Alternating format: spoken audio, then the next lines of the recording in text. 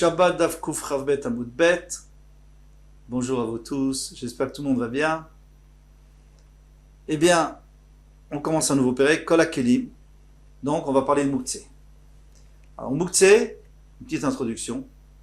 Autant, déjà, avant David Amelech, il y avait déjà le Issour de Mouktsé, les Chachamim ont interdit le Mouktsé. C'est-à-dire, Mouktsé, c'est-à-dire tout ce qui ne peut pas nous servir Shabbat, des pierres, de l'argent. Maintenant, au temps de Nehemia, on a vu que les Bnei Israël négligeaient un peu le Kavod Shabbat. Donc on a tout interdit, tout, sauf ce qu'on utilisait vraiment tout le temps, par exemple les fourchettes, les couteaux, les assiettes. Autrement, on a interdit tout. Et puis petit à petit, quand les Chachamim ont vu que les Bnei Israël recommençaient à faire attention, donc ils ont permis tout ce qui était utilisable pendant Shabbat. Et là, on va voir dans les détails. On va voir Kol HaKelim, l'Italim de Shabbat. Donc tous les kelim, on a le droit de les prendre pendant Shabbat.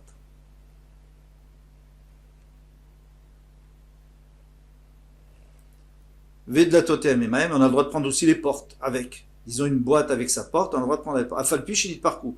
Même si la porte elle est détachée. A priori, elle ne sert plus. Si on peut la mettre dessus, on peut fermer. Chez Nan, domine les Datotabait. Ça ne ressemble pas aux portes de la maison, parce qu'une porte de la maison qui est dégondée, c'est sûr qu'on n'a plus le droit de la toucher. Les fichiers Minamouchan, parce qu'une porte de la maison, tu ne peux pas la remettre. Si tu la remets, ça s'appelle construire, parce que la maison, c'est attaché à la terre. Notez la dame Kournas, un homme a le droit de prendre un marteau, les Fatia et Tagozim, pour casser des noix. Kardom, une hache, l'artorbo et Advela, vous savez, il mettait des pains de figues, donc on compressait des figues dans un genre d'ustensile, comme ça, un pétrin, et quand c'était vraiment compressé, il fallait couper, on coupait. Alors si on n'a pas de couteau, ou on n'a pas de couteau assez aiguisé, on a même le droit de prendre une hache. Pourtant c'est Mouktsé une hache. Megera, on a le droit de prendre une scie, la gourba et la gvena pour couper le gruyère par exemple, le fromage dur. Magrefa c'est une pelle, Rachid nous dit. Magrefa c'est le racloir avec lequel on enlève les braises. L'igrof baeta grogeret pour faire sortir le pain de figue qui est compressé, qui est collé à la paroi du pétrin, donc pour le décoller. Et arachat c'est une pelle. Rachid dit bien une pelle. Veta malguez une fourche.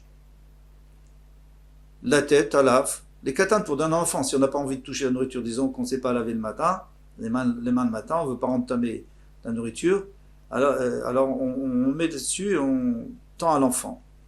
Et ta couche, ta carcar, couche, c'est une genre de bobine, de fil, et donc c'était pointu des deux côtés, c'était un roseau.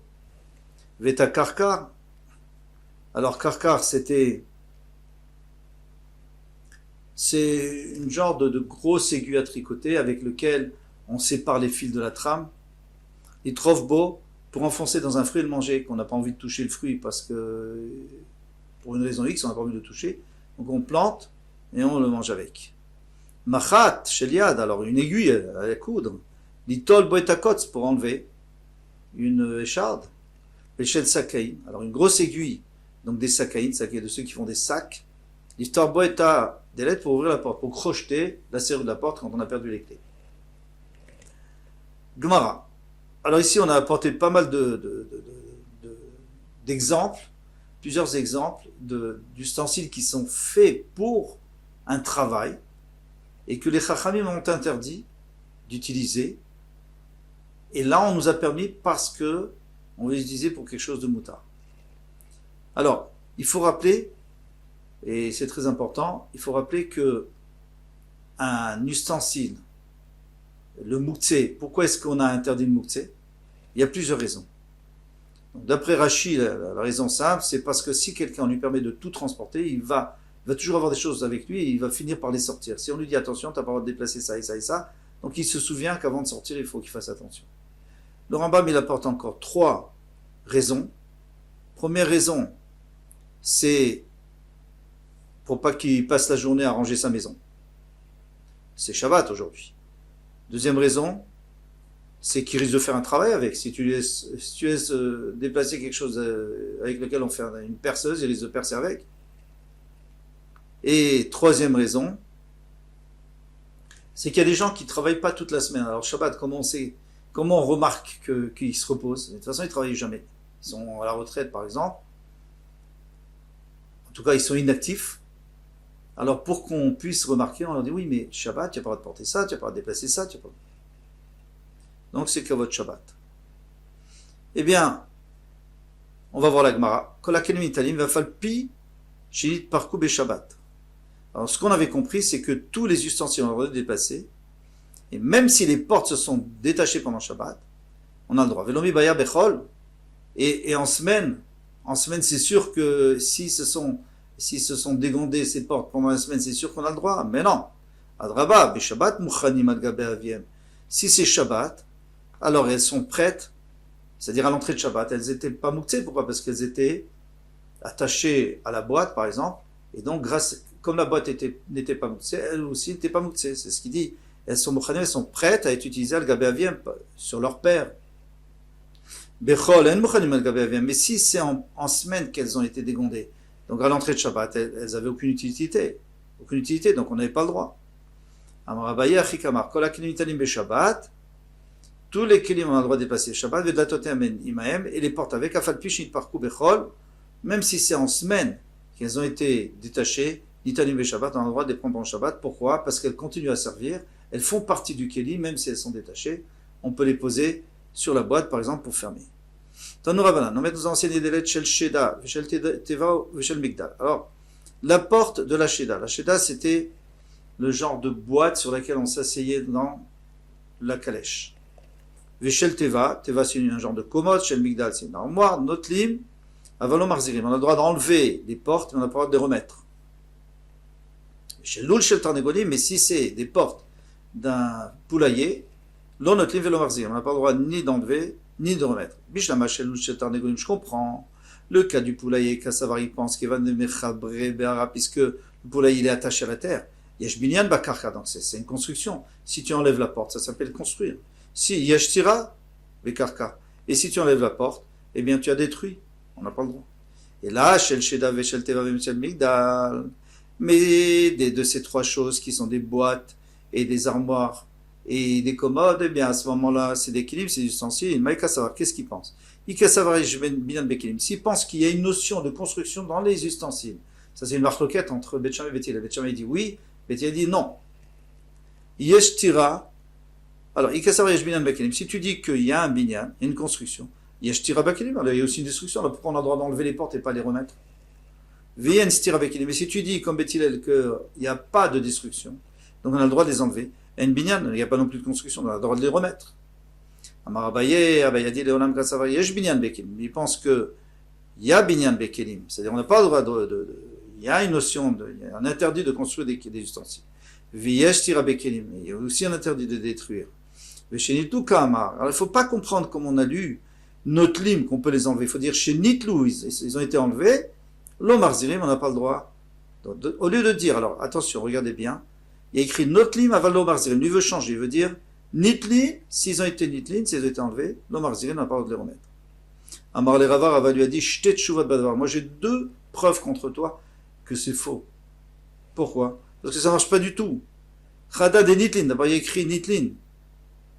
Il n'y a pas écrit des Nitlin Katane. Qu'est-ce qu'il y a écrit?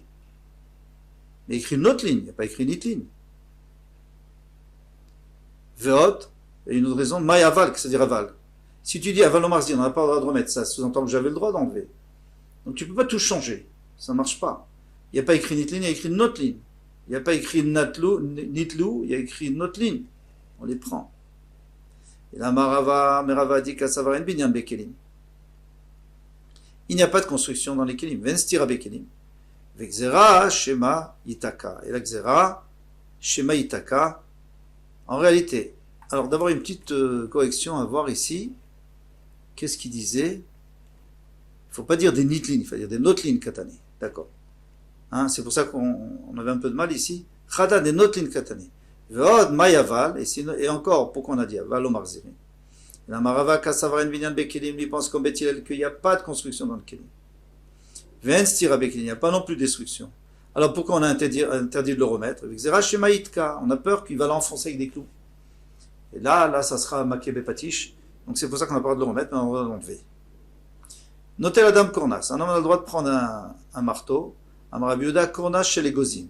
Ici, on parlait d'un marteau, bien sûr, qui est prévu pour casser des noix. Les Fatsiabo est avec Gozim pour casser des noix. Avalo, Avachem Nafachim. Mais un marteau du forgeron, là, on n'a pas le droit parce que c'est Mouktsé, Kassava. Il pense que d'avoir chez le marteau l'Issour, un ustensile, ou alors un outil qui est fait pour quelque chose d'interdit, pour fabriquer, pour forger, même si on en a besoin, il est interdit d'utiliser. Même si on en a besoin. Pour quelque chose de permis, on n'a pas le droit d'utiliser. Et Kalvachomer, si on a besoin de la place, on n'a pas le droit de déplacer. Ça s'appelle Mekomo, Tzorech Mekomo. Amar le Rabba lui a dit, la Meata Sefa. Alors maintenant, comment tu comprends la fin des Katané, qu'on enseignait Vetarachat, il a le droit de prendre le Rachat, c'était le racloage, il me semble. Oui, non, c'était la pelle. Vetamalgez et la fourche, la tête à la Katan pour donner un enfant. Rachat ou Malgez, mi meachadel et Katan. Est-ce que c'est prévu pour un enfant? Toi, tu peux répondre, le marteau, tu peux dire que ça a été un marteau qui était fait pour les noix, mais tu peux pas dire qu'une fourche elle est faite pour donner à manger aux enfants. Et tu vois bien qu'on a quand même permis. La Maraba, donc Rabba il va donner un autre chat. Kona shel nafachim, les fatsiabo et taïgozim. Même un marteau de forgeron, on a le droit pour casser des noix. Kassavari pense. Davar shel marteau leissour, les tzorgofo mutar. Quelque chose qui est marteau leissour, qui a été prévu pour faire un issour, eh bien, qui est généralement pour faire un issour, pour faire quelque chose. Sur les tzorgofo, si on en a besoin, c'est mutar. Attention, on parle dans le cas où on n'a rien d'autre. Et dans ce cas-là, même un tournevis, on aurait le droit, pour ouvrir une bouteille de bière, on a le droit de prendre un tournevis si on n'a rien d'autre. Pourquoi? Parce que Kli Shimlarto le Issour, un Kli Shimlarto le Issour, eh bien les Chachamim m'ont permis, ça c'est longtemps après, lorsqu'ils voyaient que les gens faisaient attention à Shabbat, ils ont dit, tu peux même prendre un Keli qui est prévu pour quelque chose de Issour, mais si toi tu veux l'utiliser pour quelque chose de Moutar, eh bien, et que tu n'as pas le choix, tu as le droit de le prendre pendant Shabbat. Bizrat Hashem, on va voir encore beaucoup de cas, et on va développer tous ces inyanim de Mouktsé.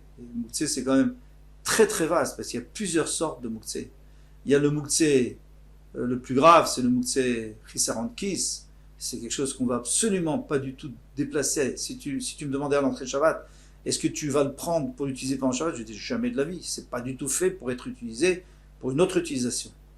Et il y a le Keli Shemlar Toleisur, qui est fait pour un outil, mais finalement on est tout à fait d'accord d'utiliser pour autre chose si on en a besoin.